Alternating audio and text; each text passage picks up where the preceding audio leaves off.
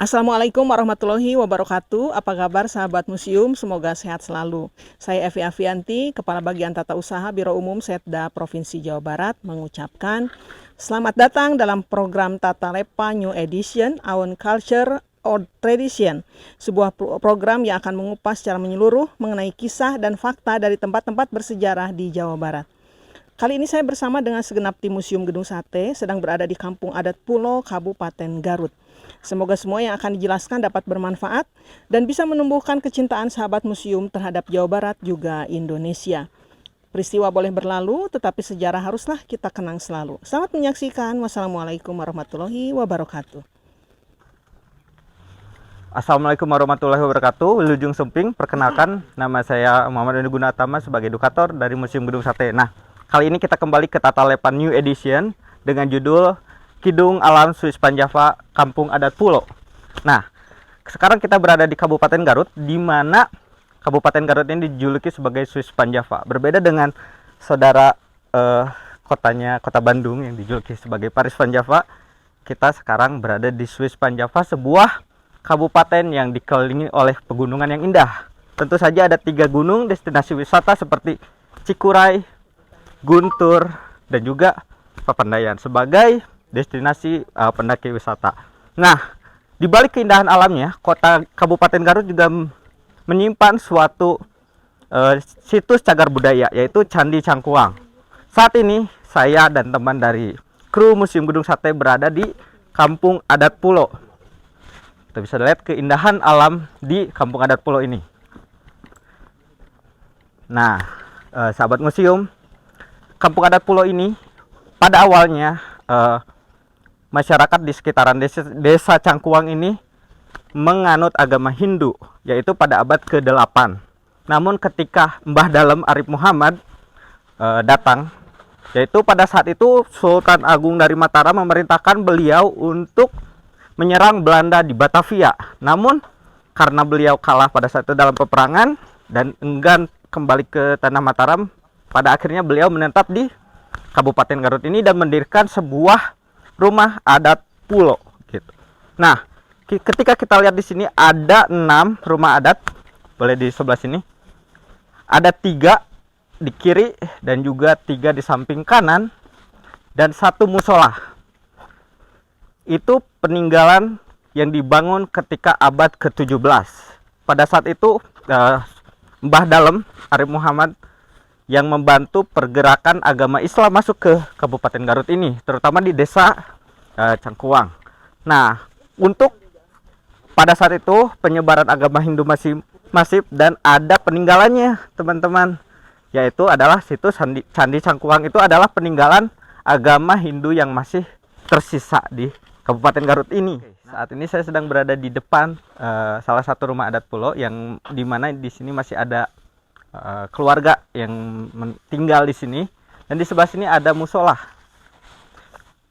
Nah, ini peninggalan dari abad ke-17 pada saat itu saat agama Islam masuk ke Kampung Adat Pulo. Nah, saat ini bersama saya ada salah satu narasumber yang sangat penting, yaitu beliau sebagai juru pelihara dari Kampung Adat Pulo ini.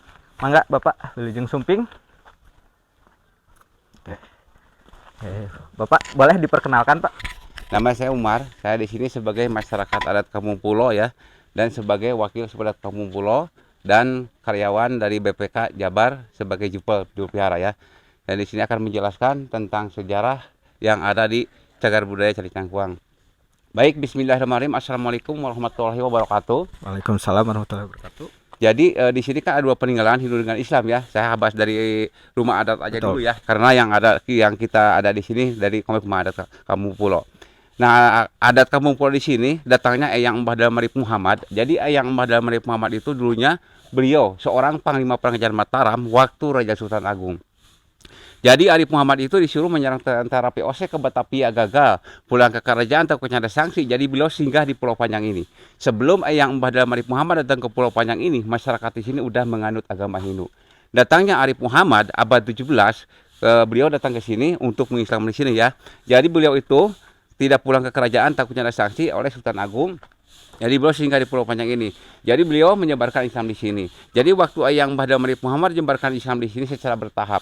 Jadi tradisi dan budaya Hindu sama beliau nggak dibuang seperti sesaji kemenyan dipakai. Jadi komplek rumah adat ini dari keturunan Eyang Mbah Damri Muhammad. Jadi waktu beliau tinggal di sini menyebarkan Islam di sini. Nah Eyang Mbah Damri Muhammad itu punya anak 7. Yang 6 perempuan dengan 1 rumah, 1 laki-laki dengan 1 musola. Nah ini rumahnya berjajar 3 ya. Ini 1 musola. Nah ini ada filosofis dari rumah yang ada di sini. Jadi di sini, jadi ini bukan orang lain saudara semua. Jadi ini ceritanya saling melindungi, saling memperhatikan. Jadi yang tinggal di sini sekarang generasi ke-8, ke-9, ke-10. Jumlah penduduknya sekarang tinggal 20 orang, 10 laki-laki dan 10 perempuan dengan anak-anak. Karena di komplek rumah kampung di sini tidak boleh menambah kepala keluarga. Misalkan anaknya menikah 2 minggu dari sini harus keluar. Nah terkecuali salah satu orang tuanya udah meninggal, jadi anak yang sudah keluar itu bisa masuk lagi ke sini mengisi kekosongan. Namun yang hak menerima waris di sini anak perempuan bukan laki-laki. Karena yang melanjutkan jejak Madam Arif Muhammad itu yang 6 perempuan, anak beliau satu-satunya laki-laki meninggal waktu mau disunat. Makanya di sini ada sebuah tradisi larangan adat. 2 larangan dikaitkan dengan satu alasan. Tidak boleh membuat rumah beratap jure. Kalau ini namanya jelopong ya. Jelopong, Pak, ya? Jelopong memanjang. Tidak boleh membuat rumah beratap jure dan tidak boleh menabung gong besar. Nah dikaitkan kepada laki-laki Arif Muhammad tadi. Jadi dulu waktu Eyang Mbah Damri Arif Muhammad mau menyunat anak beliau. Nah di sini itu ada pesta besar. Anak itu sebelum disunat diarak memakai jampana dengan beratap jure. Nah diiringi oleh gamelan musik gong besar. Nah tiba-tiba kena musibah, tiba-tiba datang angin badai, menimpa anak itu dari tandu jatuh dan meninggal seketika. Jadi takut terulang lagi musibah seperti tadi. Dijadikan sebuah larangan. Jangan sampai dilaksanakan lagi oleh keturunan Arif Muhammad yang tinggal di komplek rumah adat Kampung Pulo.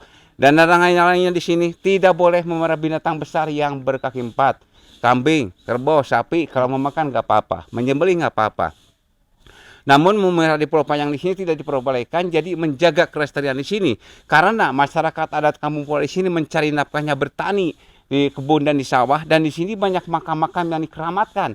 Takut-takutnya kotoran hewan itu kena makam yang dikeramatkan, dan yang intinya takutnya disembah lagi karena patung arca Dewa Siwa itu menunggangi nandi. Jadi takutnya disembah lagi daripada terjadi yang tidak diharapkan oleh beliau. Lebih baik di Pulau Panjang di sini tidak boleh memelihara binatang besar yang berkaki 4. Dan di sini tidak boleh berziarah ke makam keramat Cangkuang hari Rabu malam Rabu.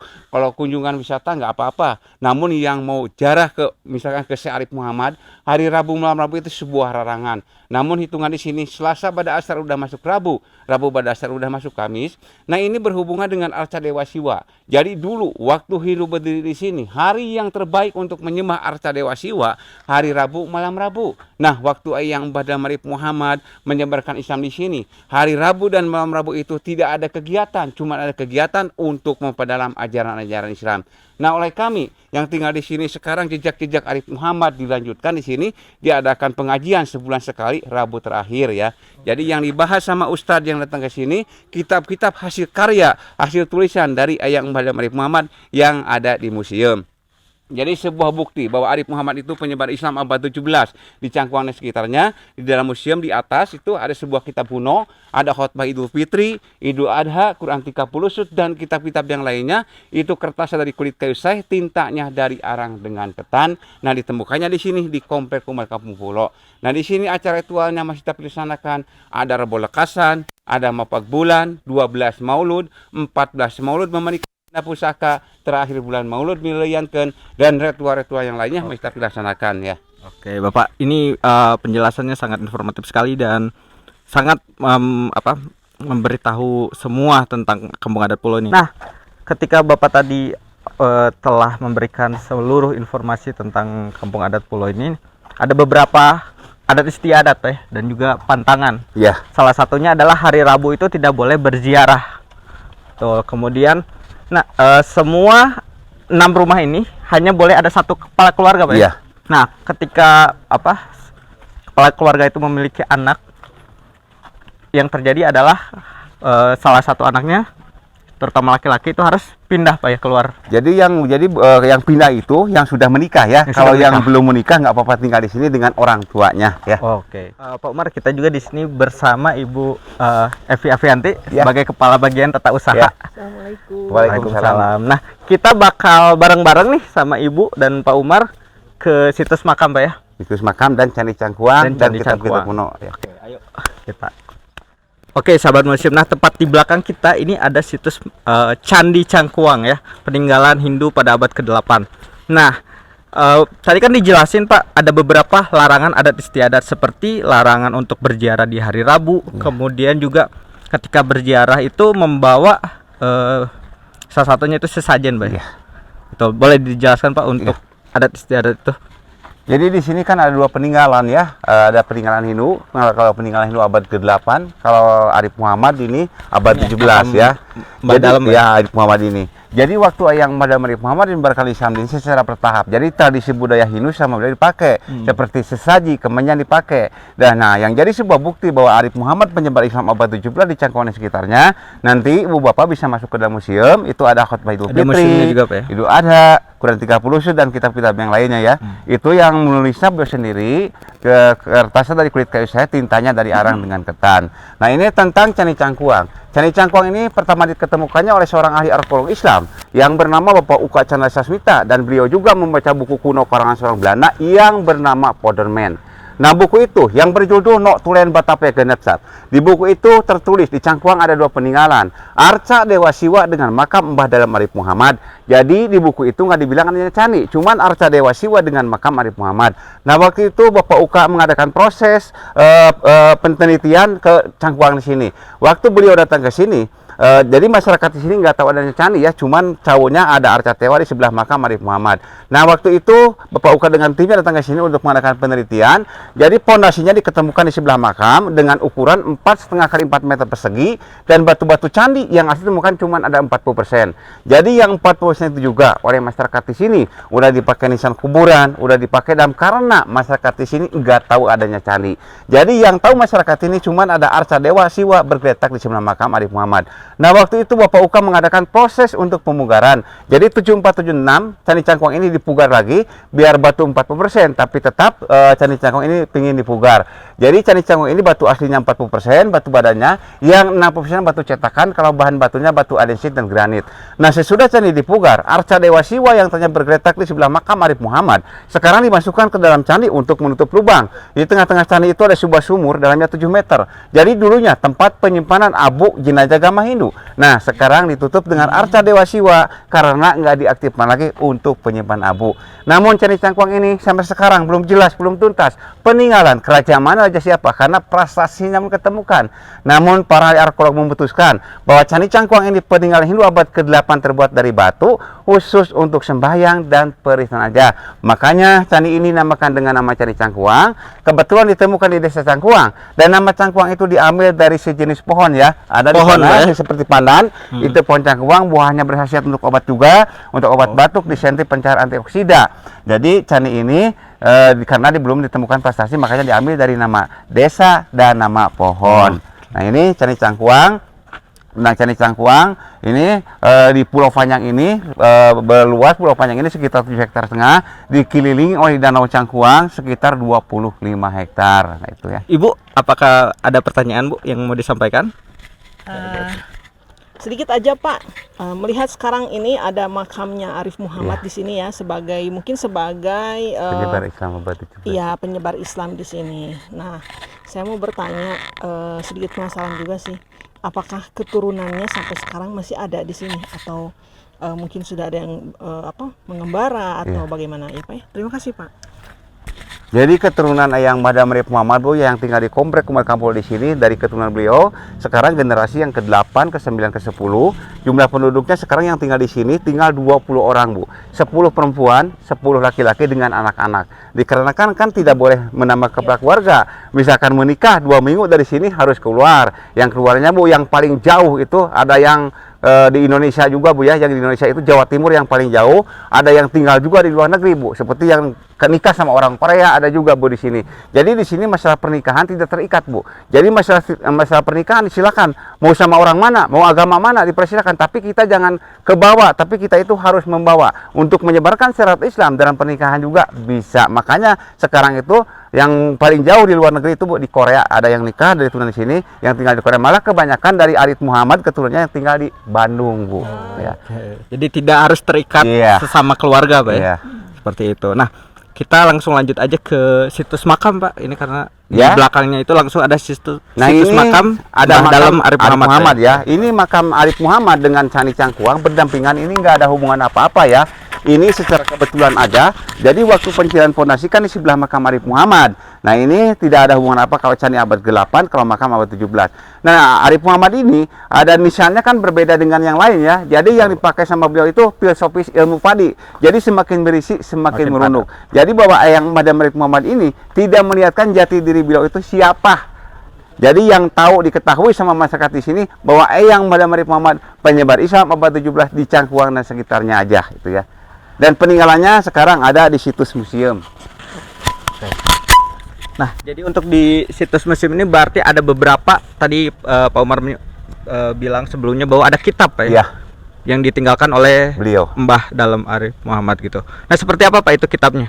Di sini ada kitabnya, ada khotbah Idul Fitri, Idul Adha, Quran 30 sud, fikih, ilmu alat, tauhid, kitab doa, dan sketsa beliau juga ada di situs museum, dan foto-foto pemugaran Candi Cangkuang semuanya ada di museum. Oke, nah sekarang di belakang kita kembali lagi ke situs Candi Cangkuang. Nah, Pak Umar, tadi kan sudah dijelaskan beberapa mitos, salah satunya untuk larangan tidak boleh memelihara binatang yang berkeempat.